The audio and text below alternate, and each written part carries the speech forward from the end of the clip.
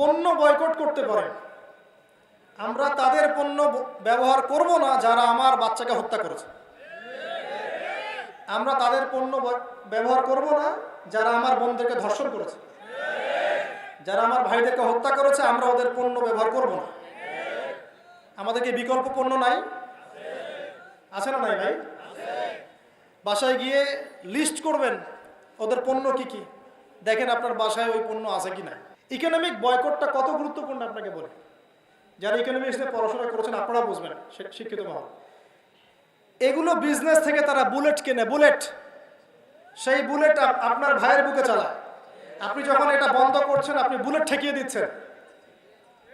আমি যখন এটাকে বয়কট করছি বুলেট ঠেকিয়ে দিচ্ছি। বাদশা ফয়সাল নাম শুনেছেন? ওই যে কিং ফয়সাল অ্যাওয়ার্ড দেওয়া হয়, এই একমাত্র একটা সাহসী নেতা দেখেছিলাম লাস্ট 100 বছরে, অনেক নেতার মধ্যে একজন। অয়েল, পুরো তেল বয়কট করে দিয়েছে, যে আমরা পশ্চিমা থেকে কোনো তেলই দিব না।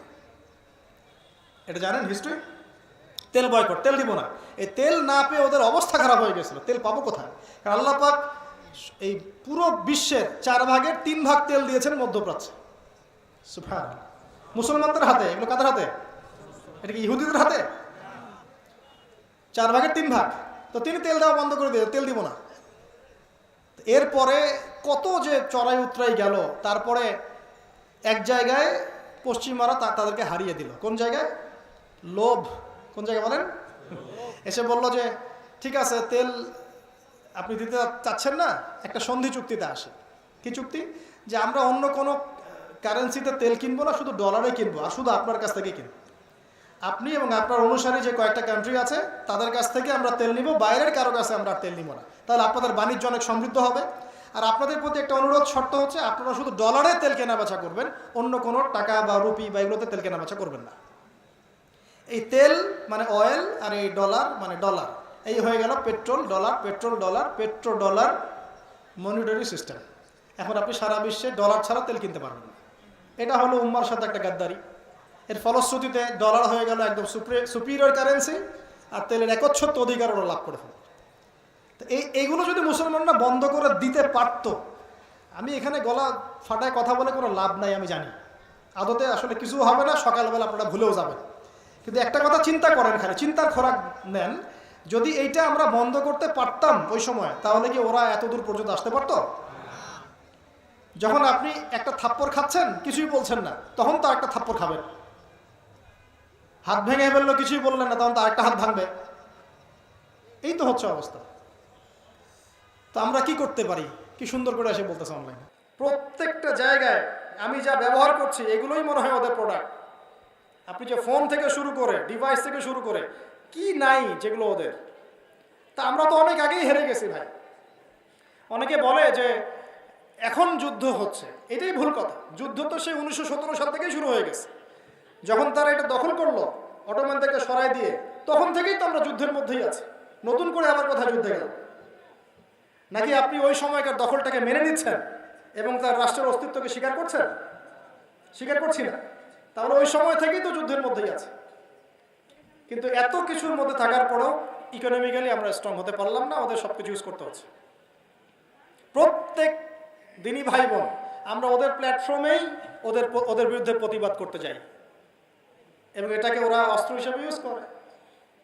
আপনি একটা পোস্ট দিয়েছেন, আপনার পোস্ট কি কেন্দ্রিক সেটা সবাই দেখছে, এবং তাদের মনিটর আছে, মনিটর হয়ে গেলেন। আপনার ওখানে কারা কারা পজিটিভ কমেন্ট করলো সব টেস্ট হয়ে গেল। তা ওদেরই ট্র্যাকে নেমে আমরা ওদের বিরুদ্ধে কথা বলতে যাচ্ছি, এবং তাদেরকে আমরা ধন্যা দিয়ে দিচ্ছি যে আমরাই তারা।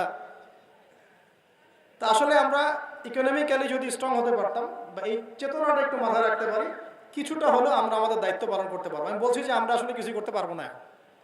তারপর কি, আমরা যে যার রাষ্ট্রের আন্ডারে আছি, সেই রাষ্ট্রের যারা নীতি নির্ধারক তাদের উপর একটা চাপ সৃষ্টি করতে পারতাম। তবে এই চাপটা আমরা এখন সৃষ্টি করতে পারবো না। কেন পারবেন না ভাই বললেন? কারণ আমরা যে বিভক্ত। আমি যদি 10 জনকে নিয়ে কিছু বলতে চাই, চাপ সৃষ্টি করতে চাই, একটা মিছিল করতে চাই বা মিটিং করতে চাই বা স্মারকলিপি জমা দিতে চাই, তা আপনি তো আমাকে এখানে হ্যারাসমেন্টের শিকার করবেন। আরেক দল আমার পিছনে লেগে পড়বে। আমাদের মধ্যে ইউনিটি কোথায়? যে আমরা সবাই মিলে একটা জায়গায় বসে একটা স্মারকলিপি জমা দিব যে আমাদের জাতির পক্ষ থেকে পুরো ইউনাইটেড নেশনসের প্রতি এই বার্তা আমাদের, যে বাংলাদেশের মানুষ এটা চায় না, বা বাংলাদেশের মানুষ এটা পছন্দ করে না, বাংলাদেশের মানুষ আমরা আমাদের ভাই বোনদের পাশে আছি, তাদের উপর জুলুম বন্ধ করুন, অ্যাটলিস্ট বলতে পারতাম। কিন্তু আমরা তো সবাই মিলে চাপটা এখন দিতেই পারবো না। পারবেন? এই হলো অবস্থা। তাহলে ভিতরে গলদ রেখে আমি যে বললাম শুরুতে অনেক বড় বড় কথা বলে লাভ নাই। তো এটা একটা অপশন ছিল, যদি এভাবে প্রত্যেক মুসলিম কান্ট্রি থেকে চাপ আসতো, ও বাধ্য পিছু হটতে, ও পিছু হটতে বাধ্য। এখন এই লাস্ট 100 বছরের অবস্থা এই জায়গায় আসছে যে ওর সাথে তো কথা বলার কোনো সুযোগ নেই আমাদের। ও একটাই ভাষা বুঝবে, সেটা হলো অস্ত্রের ভাষা। ওর সাথে একটা ভাষাতেই কথা বলা যায়, সেটা হলো অস্ত্রের ভাষা। কিসের নেগোসিয়েশন, কিসের শান্তি চুক্তি? ওদের সাথে কোনো শান্তি হতে পারে না। বিগত 100 বছর থেকে জুলুমের শিকার ওরা। এখন এই জালেমদের সাথে আপনি আর কি সফট ভাষায় কথা বলবেন? কিন্তু আমরা এখন হতভাগে এত দুর্বল হয়ে পড়ছি ওয়ার্ল্ড অ্যাফেয়ার্সে, আমরা এটা করতে পারি। কিছু হলেই আমাদেরকে স্যাংশন দিবে। দেখলেন না কয়দিন আগে, ডান থেকে বামে গেলে স্যাংশন দিয়ে দিব, এই করে দিব, সেই করে দিব, ভিসা দিব না। আমরা তো দুর্বল, তারপরে আমরা অ্যাটলিস্ট আল্লাহর কাছে দোয়া তো করতে পারি ভাই। যার যার জায়গা থেকে মন খুলে আমরা আমাদের ভাইদের জন্য দোয়া করবো। আমাদের মধ্যে জেরুজালেম এবং শেষ জামানা কেন্দ্রিক সচেতনতা বাড়াবো, ইতিহাসগুলো সবাইকে জানাবো, আমাদের বাচ্চাদেরকে জানিয়ে যাব যে আসলে কি হচ্ছে, কি হতে যাচ্ছে। ওরা যেন এই গল্পটা জানে যে সামনে কি হবে, ইন ফিউচারটা কি হবে, ওরা যেন জানতে পারে। পসিবল হলে আমরা ইকোনমিকভাবে ওদেরকে বয়কট করতে পারি। যদি আমাদের হাতে তেলের ক্ষমতা থাকতো, আমরা তেল বয়কট করে ফেলতাম, দেখতাম তারপর কয়টা প্লেন ফ্লাই করতে পারে। কিন্তু এই সৎ সাহস আল্লাহ পাক তাদেরকে দেন নাই, বিকজ তাদের মসনদ টিকে আছে ওদের সহযোগিতায়। বেশি বলতে চাচ্ছি না, অনেক বেশি বলে ফেলবো, মানে আমি নিজেকে আবার কন্ট্রোল করতে পারি না অনেক সময় বলতে গেলে। সবশেষ কথা, অ্যাটলিস্ট আমরা দুর্বলতার জায়গা থেকে আমাদের কর্তৃপক্ষের কাছে একটা দাবি উঠাতে পারি যে আমরা পুরো নেশন জাতিগতভাবে যেন জালেমের বিপক্ষে থাকি, মাজলুমের পক্ষে থাকি। এটা আমাদের মনের দাবি, প্রাণের দাবি। অ্যাটলিস্ট আল্লাহর কাছে বলতে পারবো যে আল্লাহ, আমরা জালেমকে সমর্থন করি নাই, মাজলুমের পক্ষে আমরা ছিলাম, আমাদের হাত পা বাঁধা ছিল, কিছু করতে পারি। আর যাদের করার সামর্থ্য আছে, ওরা যদি এখন এই সমস্যার সলিউশন না করে, আল্লাহ পাক একটা একটা করে ধরবেন আর হিসাব নেবেন ইনশাআল্লাহ। তবে হতাশ হবেন না, হীনবল হবেন না, কারণ আল্লাহ পাক ওয়াদা করেছেন তার নবীর মাধ্যমে আস্তে আস্তে এই বিজয় মুসলমানদের দিকেই ঘুরে আসবে ইনশাআল্লাহ। এবং ওই জায়গা যতক্ষণ পর্যন্ত ঈসা ইবনে মারইয়াম নিজেদের করে না নিচ্ছেন, ইমামুল মাহদি আমাদের করে না নিচ্ছেন, ওখানে দাজ্জালকে হত্যা করা না হচ্ছে, ততক্ষণ পর্যন্ত কিয়ামত হবে না ইনশাআল্লাহ। আল্লাহ পাক আমাদের সবাইকে যেন, যদি হায়াত থাকে, ওই দিন দেখে যাওয়ার তৌফিক দান করেন।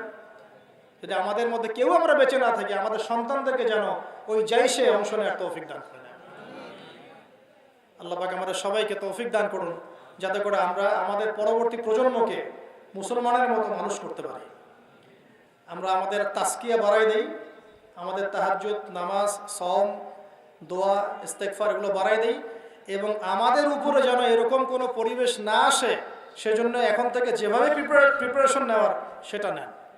নয়তো কালকে দেখবেন আমাদেরকে নিয়ে অন্য কোনো জায়গায় ওয়াজ হচ্ছে, আর অন্য কোনো বক্তা আমাদের ব্যাপারে এই নসিহতগুলো করছেন যে আমি এখন প্যালেস্টাইনের বিষয় করব। আল্লাহ পাক সেই দিন আমাদেরকে না দেখেন।